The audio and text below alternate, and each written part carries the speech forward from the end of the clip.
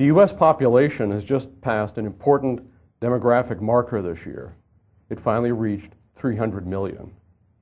The reactions to the news were predictable. Many on the left celebrated the growing diversity of the population, while many on the right came to the defense of a rising population for fear that the news would be spun in favor of social policies with which they disagree. Environmentalists like Vicky Markham of the Center for the Environment and Population regretted that people are wreaking havoc on the environment. If by wreaking havoc she means transforming it to the good of the human population, this is a point that might be made about Adam and Eve.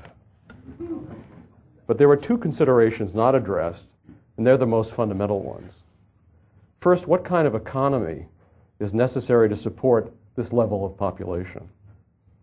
After all, whether a rising population is good or bad depends on the capacity of the economic structures to support the people's well-being. Second, why should it be necessary for all those people to have to live under the same central government? Let's address the first question.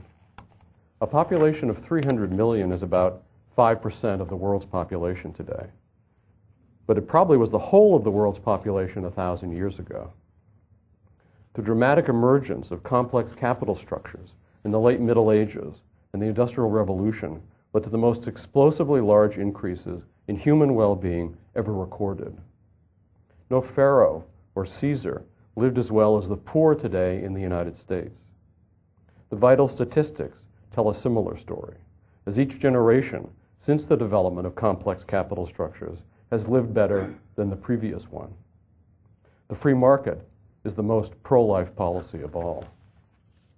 If we could somehow transport the whole population of today back a millennium ago, with the level of technology and capital present at that time, what would be the results? Nothing short of mass starvation. While it is true that people are a resource, even the ultimate resource, people still must be fed, clothed, and housed. This would not be possible with the present level of population, with the existing state of economic development 1,000 years ago. Yet there are many people today who long for a system of economics that prevailed in the Middle Ages. On the left, we have the Neo-Rousseauians, who imagine that modern technology has a hopelessly corrupting effect, while on the right, some dream of a guild-dominated system of small craftsmen and home-based production. But these fantasies are not only unworkable, in reality, they are nothing short of lethal.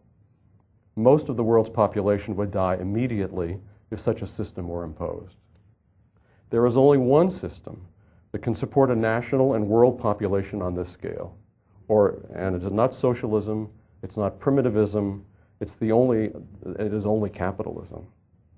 Moreover, no form of government can create wealth, so we need not credit the Constitution except to the extent that it has justified the curbing of government's reach. Nor can we credit any political leader. So let's not hear about the glories of great presidents.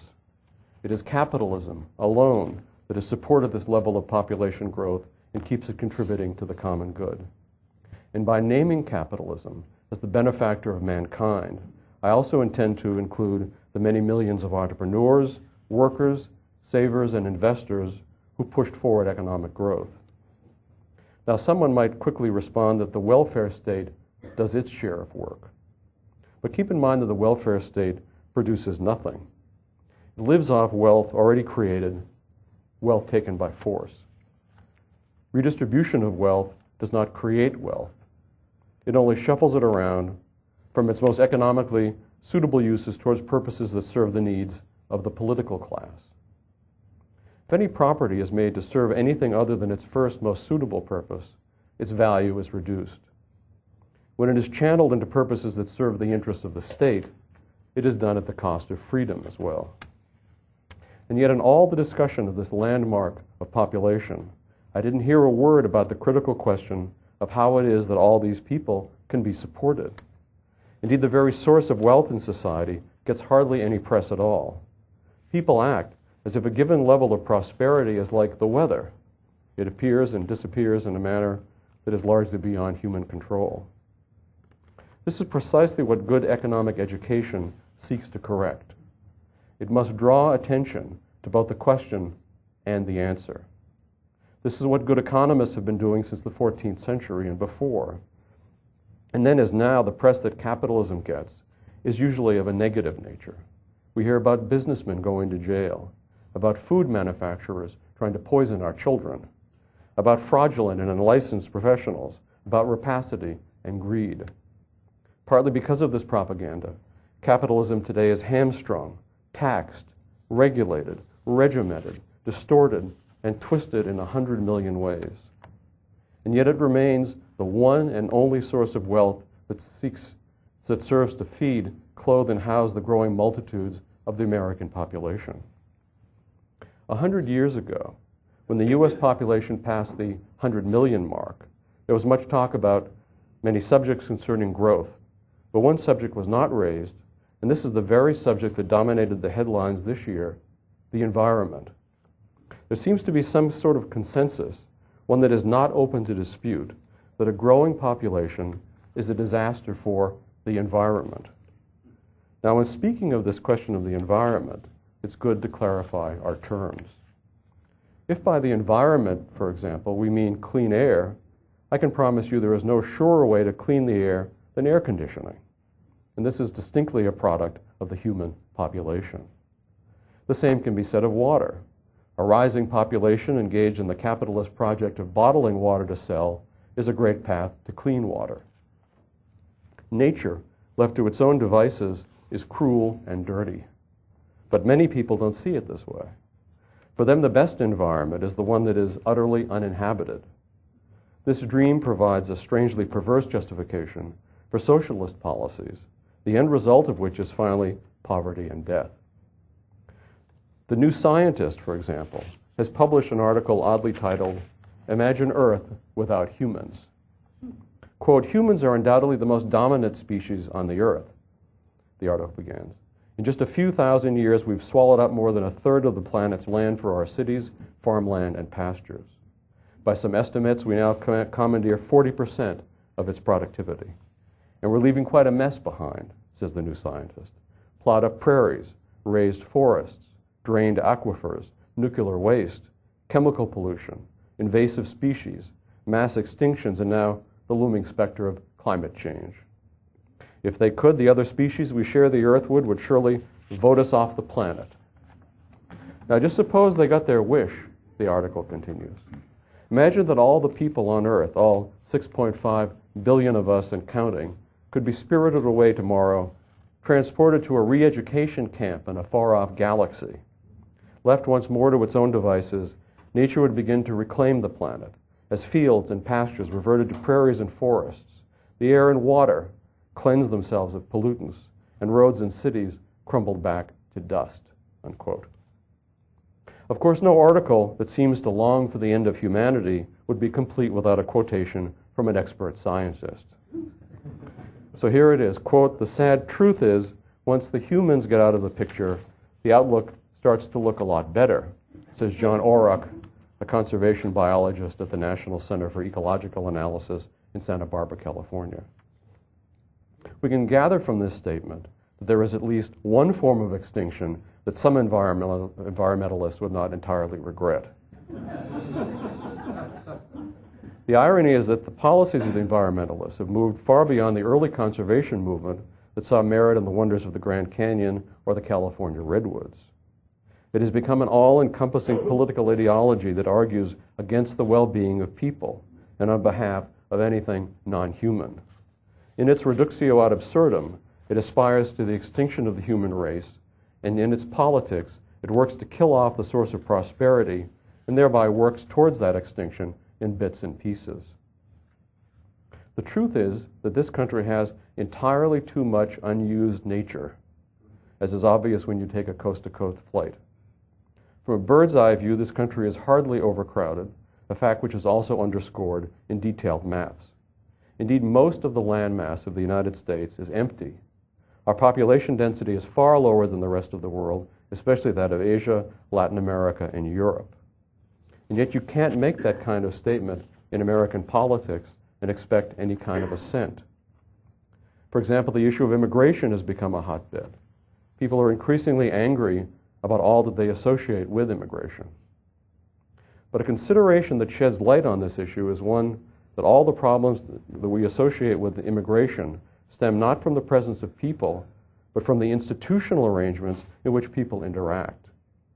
Immigration of some types forces on the domestic population new requirements for public infrastructure. Schools must be built and funded. New public sector employees hired. The demands on the public purse grow. New immigrants can receive public assistance that coalesce based on language and ethnicity and gain control of local governments through which they can coerce others. They have national voting interests, and their votes are up for grabs by parties representing special interests, which is to say both parties. Whereas people will suffer through incredible abuses when imposed by people who share their nationality, they will not tolerate the same from those whom they regard as aliens. The result is social and political upheaval. And what is the source? Not capitalism, not immigration as such. Rather, the core problem is the state, which enables some people to rob others on their own behalf. All other concerns are a distraction from this key issue.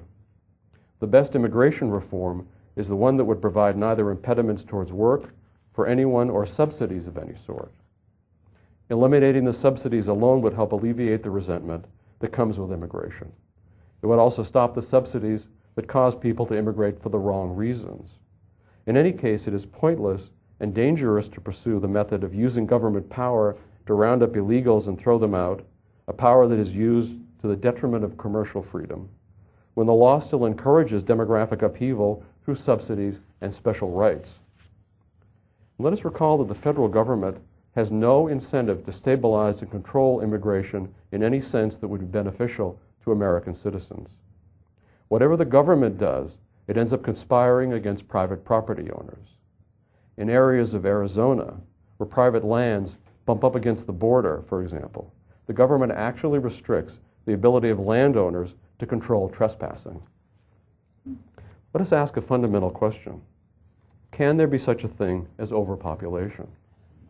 The left seems to say that population growth is always a problem. The right seems to believe there can be no such thing as overpopulation. The libertarian Austrian view is a third position entirely. It argues that every population is optimal provided it reflects the free choices of individuals within a society in which production and exchange, the means of support for all people, is also permitted to reflect the choices of those people. A capitalistic society leaves the issue of population to the people. Under socialism, says Mises, there can be no toleration towards a laissez-faire population policy. Indeed, writes Mises, quote, without coercive regulation of the growth of population, a socialist community is inconceivable. A socialist community must be in a position to prevent the size of the population from mounting above or falling below certain definite limits. It must attempt to maintain the population always at that optimal number, which allows the maximum production per head. It is certain that even if a socialist community may bring free love, it can in no way bring free birth, unquote. Population only becomes a problem when government enters the picture. Here is where we need to address the second question with which I began. Why should these 300 million people be forced to live under the same central government? The independent Greek cities, out of which came Western civilization, had populations of 15,000 or so, quite a bit smaller than Auburn, Alabama. If we followed the Greek model, we'd not have one central government, but fully 20,000 small communities, each with political autonomy. They would compete for citizens and capital. Those that taxed and regulated their citizens and property would lose, and those who let people alone would gain.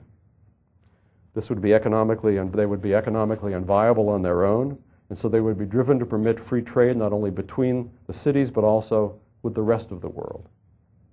This would not lead to isolationism, but rather the very opposite, a heightened economic and cultural internationalism, even as the structures of government would be close to home and easier to control.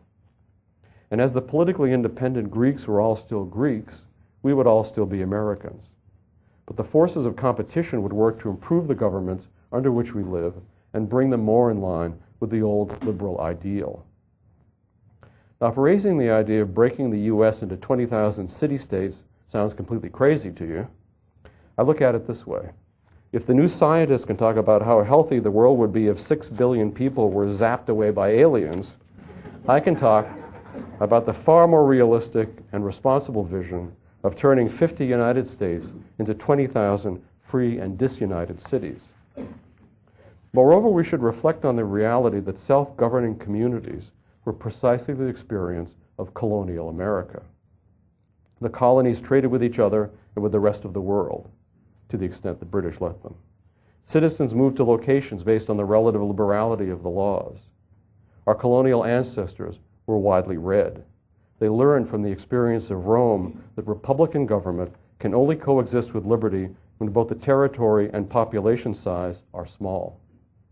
Otherwise, they degenerate into despotic and unworkable schemes for central planning. The knowledge of this reality is what led to the revolt against their masters overseas. School kids are taught that the basis of the American Revolution was the desire of the colonies not to be ruled by a king. But this is a superficial view. It is also misleading to say that the colonists were driven to revolution by taxes or trade monopolies. These were both symptoms of a larger reality that had begun to dawn on them, namely that they were capable of self-government, and that therefore the empire was imposing a wholly unnecessary despotism on them. They didn't need to be ruled by some far-flung government on the other side of the world. They could rule themselves, and they had every right to assert that truth, which is what they did in the Declaration of Independence. The revolutionary generation spoke of the high debts of the British government, of its patronage and corruption, of the cruelty of its colonial administrators, of its arrogance and pride, of its departures from its historic principles of liberty. And all of these were seen as the inevitable consequence of empire, which is nothing more than the attempt to rule too many people over too large a territory under rules and laws that favor interest groups in league with the imperial state. The colonists spoke aggressively about liberating the colonies from the grip of the British Empire. They spoke of how a revolution against the empire would ultimately prove to be beneficial even to Britain itself, because it would help to return it to its first principles. They spoke of how the world would rejoice to see the British Empire humiliated in defeat. Mercy Otis Warren writes in her History of the Revolution that Americans felt a solidarity with many nations around the world who had been cruelly treated by the British Empire.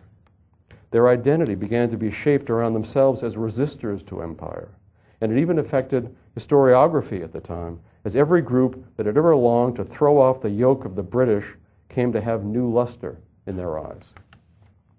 Had the taxes and depredations occurred domestically, the level of tolerance would have been much higher, as is always the case. The decisive force in the revolution was that despotism was being posed at so remote a distance by a government that knew nothing and understood nothing about the distinctive American cultural and political identity that had been shaped over the previous 100 years and more. It was this that gave rise to such rhetoric as found in the sermon of Pastor Jonathan Mayhew in 1750, quote, "For a nation thus abused to arise unanimously and to resist their prince, even to the dethroning of him, is not criminal, but a reasonable way of vindicating their liberties and just rights. It is making use of the means, and the only means, which God has put into their power for mutual and self-defense, and it would be highly criminal in them not to make use of these means," unquote. It was the successful overthrowing of an empire that inspired the first code of government after the Revolution, the Articles of Confederation. The United States was to be an assembly of republics. We must understand that the word republic in those days was synonymous with small. The territory would be small. Monarchies could be larger, but even they had to divide as their populations grew. This view towards the size of republics was due to the influence of Montesquieu, who argued the point in great detail. In his view, large republics were necessarily corrupt and contained the seeds of their own destruction. Montesquieu was the favorite thinker of the intellectuals and activists who opposed the creation of the U.S. Constitution on precisely the grounds that such a big state would constitute an empire. Robert Yates, writing under the name Brutus, said against the Constitution, quote, "History furnishes no example of a free republic, anything like the extent of the United States. The Grecian republics were of small extent. so also was that of the Romans. Both of them, it is true, in process of time, extended their conquest over large territories of country, and the consequence was that the character of their governments were changed from those of free governments to those of the most tyrannical that ever existed in the world, unquote. Patrick Henry, as usual, was more eloquent than anyone. Quote, if we admit this consolidated government, consolidated meaning centralized, it will be because we like a great, splendid one. Some way or other, we must be a great and mighty empire. We must have an army and a navy and a number of things. When the American spirit was in its youth, the language of America was different. Liberty, sir, that was the primary object. But now, sir, the American spirit, assisted by the ropes and chains of consolidation, is about to convert this country into a powerful and mighty empire. Such a government is incompatible with the genius of republicanism. There will be no checks, no real balances in this government, unquote. So powerful was this argument that Alexander Hamilton was forced to reply in the Federalist Papers. Quote, the opponents of the plan proposed have, with great assiduousness, cited and circulated the observations of Montesquieu on the necessity of a contracted territory for a republican government. When Montesquieu recommends a small extent for republics, said Hamilton, the standards he had in mind were of dimensions far short of the limits of almost every one of these states. Neither Virginia, Massachusetts, Pennsylvania, New York, North Carolina, nor Georgia can by any means be compared with the models from which he reasoned and to which the terms of his description apply, unquote. Do you see the sleight of hand here? He is citing the cases of the states not being empires, but what was at issue was not the states, they were already sovereign, but the creation of the national government. That was what the anti-federalists feared. The Federalists, who were of course misnamed, promised that the states would retain their political autonomy. But that begged the question of why there was a need for a federal government at all. All such questions must be considered in context. Might Hamilton have reversed his judgment had he lived to see the federal government trample on the legal rights of the states, or seen the states expand from 13 to 50, or seen the empire spread from the Northeast all the way to Hawaii and Alaska? Might he have eaten his words if he could have seen the dreadful results of the attempt of the U.S. empire to impose its rule in a long series of wars? It is difficult to say, but this much we do know. The anti-federalists were precisely right that the creation of the new federal government would create too many temptations to empire. I'm particularly intrigued by Patrick Henry's comments. He says that a free people do not speak of imperial greatness, but of liberty itself. They do not seek to be feared by the world, but appreciated, admired, and emulated.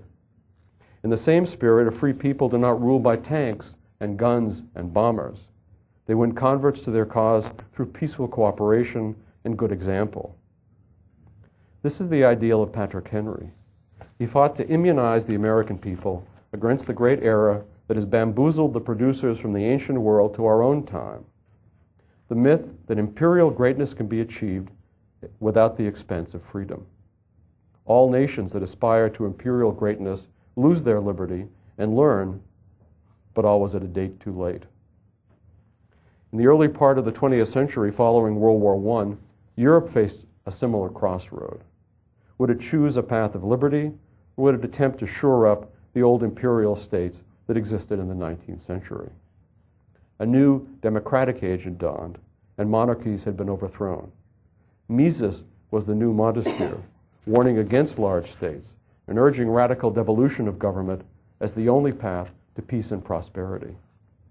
The book in question, as Guido discussed, is Nation, State, and Economy. It was Mises' first book on politics.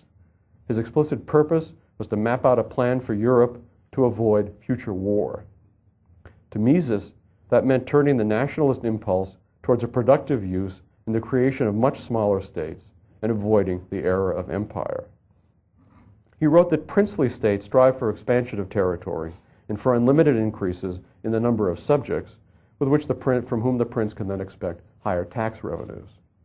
The state believes that its survival depends on its size, the more mighty and expansive, the more it assures its preservation and prosperity. But the idea of classical liberalism introduced a revolutionary idea. It saw that prosperity depends not on the size of the state, but on its economic structure. In fact, an expansive state requires high taxes and inflation, and these institutions war against prosperity. Moreover, it saw that small states are actually more stable and long-lasting because they avoid the expense of war and refrain from cultivating enemies that seek their destruction. Their governments are more likely to remain small and limited. The old liberal position, then, turned ancient wisdom on its head.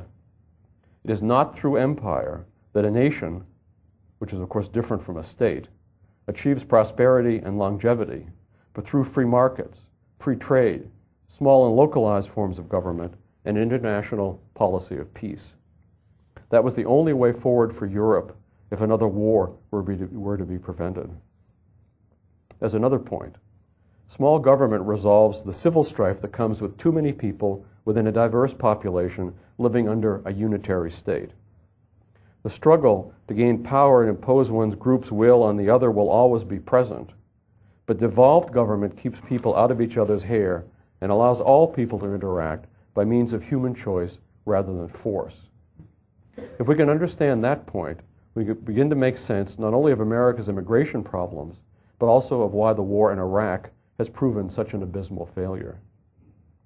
Quote, liberalism knows no conquests, said Mises, no annexations. It forces no one against his will into the structure of the state. Whoever wants to immigrate is not held back. That's immigrate with an E, I might add. When a part of the people of the state want to drop out of the Union, liberalism does not hinder it from doing so. Colonies that want to become independent need only do so. The nation as an organic entity can neither be increased nor reduced by changes in states, unquote. Mises was very shrewd at turning the idea of democracy, which was then heralded by all as the great leap forward out of monarchical states, towards a literal rendering of the idea. To Mises, democracy meant that people consent to a government of their choosing. If people want to leave that government and form a new one, they are following the democratic impulse. Such is usually the case in territories. To prevent people from leaving would be to assert the rights of empire over democracy. Democracy, he wrote, quote, is self-determination, self-government, self-rule, unquote. The connection with his advocacy of free markets is clear. Just as in political life, people must always consent to the way in which they are ruled. In economics, people should not be ruled without their consent in their exchanges, business enterprises, or choices of any kind. So long as people are not forced against their will in economics or politics, they are free. And it is this free condition that leads to peace and prosperity. So Mises' idea of democracy had nothing to do with what we think of as democracy today, in which an unwilling majority is ruled by special interest groups under ever-increasing power relations. While we might not agree with Mises in believing that democracy could work so long as government is in charge, we can commend his attempt to reconcile the idea of law with freedom. This ideal depended heavily on governmental structures that are close to the people and can be influenced by them. There can be no compromise between the liberal idea and the imperial idea, and no special considerations justify replacing the former with the latter. Quote, the idea of liberalism starts with the freedom of the individual, wrote Mises. Quote, it rejects all rule of some persons over others. It knows no master peoples and no subject peoples, just as within the nation itself it distinguishes between no masters and no serfs. For fully developed imperialism, the individual no longer has value. He is valuable to it only as a member of the whole, as a soldier of an army, unquote. Imperialism, wrote Mises, quote, strives for the numerical greatness of the nation. To make conquests and hold them, one must have the upper hand militarily, and military importance always depends on the number of combatants at one's disposal. Attaining and maintaining a large population thus becomes a special goal of policy. The imperialist wants a state as large as possible. He does not care whether that corresponds to the desires of the peoples, unquote. In contrast, Mises favored a globalism in economic relations and a localism in political relations. To achieve these required an ideological change that set aside grudges in favor of a future of liberal individualism. Such was the Misesian vision in 1919. It was not to come to pass. World War I had ended with many resentments stewing in the old longing for empire, certainly not gone away. Germany in particular was ripe for bamboozlement by a leader who could tap into the resentment concerning lost territories. The leader would convince the people that the urge for justice can only be satisfied by recreating the empire, and only the strongest possible leader could manage to accomplish this against all odds. Mises wrote with an impassioned desire to stop the course of events. Quote, "It would be the most terrible misfortune for Germany and for all humanity if the idea of revenge should dominate the German policy of the future," he wrote. To become free of the fetters that have been forced upon German development by the Peace of Versailles, to free our fellow nationals from servitude and need, that alone should be the goal of the new German policy. To retaliate for wrongs suffered, to take revenge, and to punish does satisfy lower instincts, but in politics, the avenger harms himself no less than the enemy. What would he gain from quenching his thirst for revenge at the cost of his own welfare, unquote. There was only one problem with the Misesian analysis. While it is true that the people of a nation do not and cannot gain anything from a policy of revenge, government leaders do gain what they always and everywhere seek above all else, power and money. It then becomes the task of the leaders to convince the masses of people that everyone benefits when the leaders benefit. In short, the people must be bamboozled into accepting the ideological rationales for government to expand and become an imperial power that rules as much as possible. Now, what kinds of rationales are there available? Almost any idea alive in the culture is open to being co-opted. If people are religious, the rulers claim that the empire is necessary for religious reasons. If they have a fear of some ghastly ideology like fascism or communism, the leaders can say they are staving off such systems. If they believe that their economic well-being is being threatened from abroad, then economic nationalism can be advanced. There are many other available rationales. In the interwar period, for example, race theory became popular among the educated elites of all Western nations, and this theory was often linked with a socialist plan for using eugenic policies to bring about some purported ideal. Nazism did not invent this, but it did use what was alive in the culture as a way of justifying its power. These ideas were no less popular in Britain and the United States. Americans have a deep-rooted attachment to the ideal of liberty, which is a glorious thing. But it is also why American leaders have always justified foreign wars in the name of liberating the oppressed peoples of the world. The mistake is in thinking that freedom can be achieved by means of force. The Cold War originated with the idea that the U.S. should do whatever was necessary to roll back the very Soviet client states that the U.S. worked to establish at the end of World War II. Then the U.S. pursued a series of wars in far-flung places that cost lives and liberty and did nothing to roll back communism. Murray Rothbard saw what was happening in the late 1940s and emerged as the last surviving member of the old right, the united love of free markets with an anti-imperial foreign policy. This eventually became known as libertarianism, which at its best form is as much opposed to imperial warmongering as anyone on the left. His strength as a writer and commentator on public affairs was that he saw through the official lies of the state, particularly in wartime. The more implausible the imperial war, the more a variety of rationales become necessary.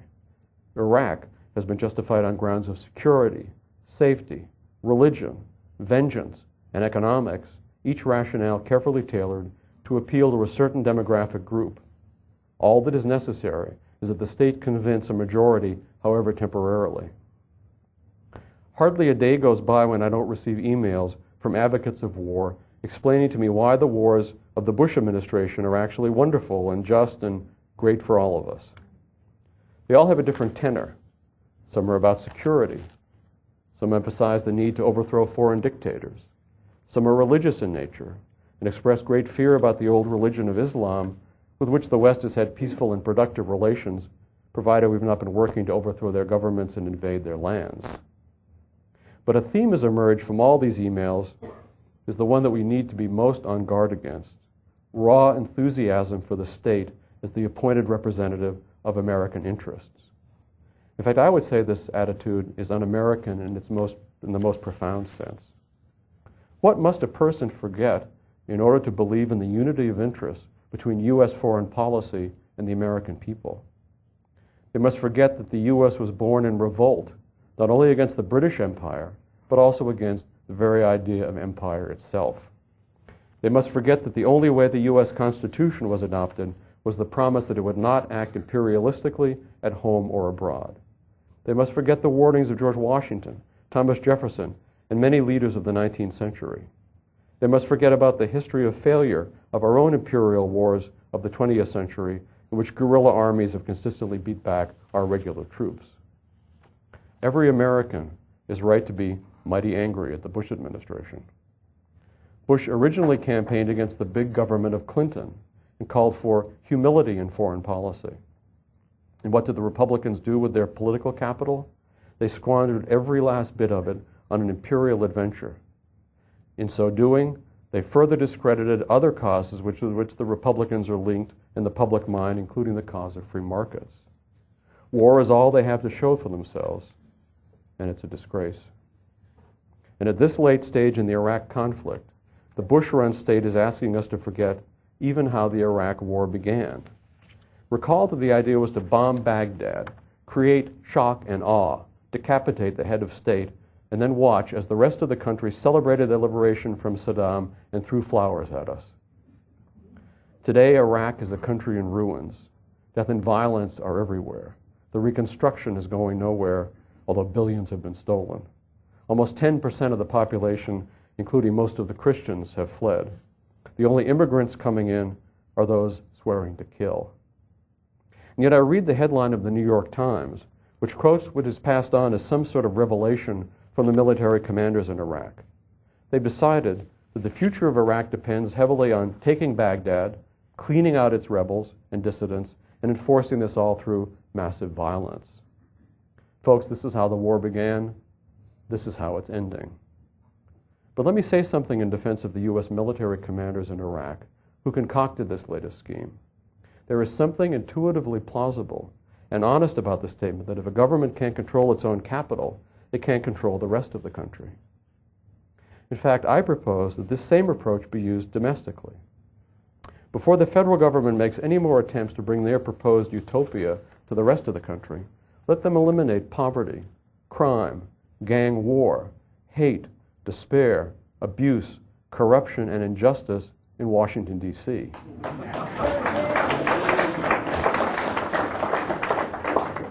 Once that city is cleaned of all such vice, we can talk about moving on to other parts of the country, but I think I can safely predict a quagmire. The U.S. has no business attempting to run a government in Iraq halfway around the world. A policymaker who claims to be surprised by the resistance is feigning ignorance of the heritage of America. We are all rebels in our hearts. Anyone who longs for freedom must be.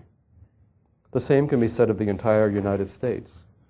It is an utterly unviable project to attempt to rule 300 million people under a single central government. The experience of all mankind teaches us that. For that reason, a consistent anti-imperialist stance must not only oppose the U.S. war in Iraq in its attempt to manage governments anywhere in the world, but also favor a complete rollback of the U.S. empire at home on grounds that it is contrary to liberty and contrary to our heritage.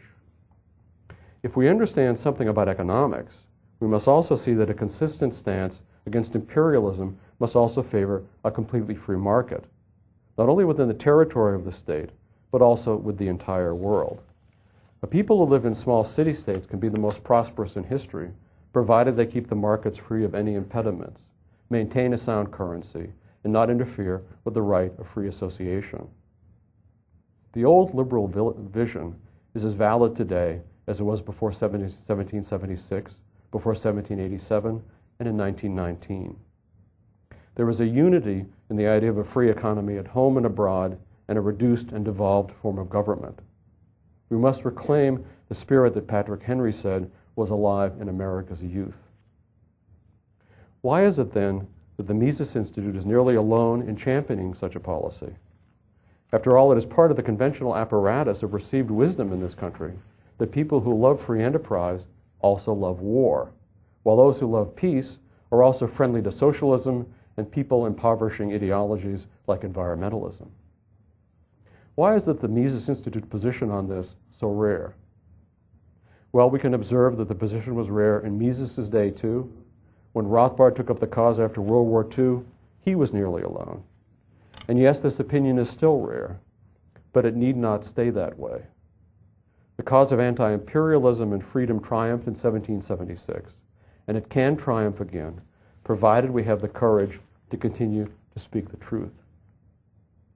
Never has the work of the Mises Institute been more essential. This country and this world needs a voice that addresses the questions that others not only fail to answer, but also fail to ask. The cause of liberty itself needs the Mises Institute. It needs our student programs to thrive. It needs our publishing to be even more aggressive and prolific. It needs our web presence to be even more spectacular. Academia is in desperate need of thinkers who understand what liberty means. The human population needs liberty in order to continue to grow in numbers and well-being, and liberty needs the champions to make it so. This is what is needed for social peace and economic prosperity. And above all, the Mises Institute needs you, your fighting spirit that inspires our work, and the confidence you give us to forge ahead and say what few others are willing to say. Thank you for all you have done to give voice to the wisdom of the ages, and for enabling us to point to a future in which the idea of liberty rises above all the ideologies that seek to kill the human spirit. Thank you.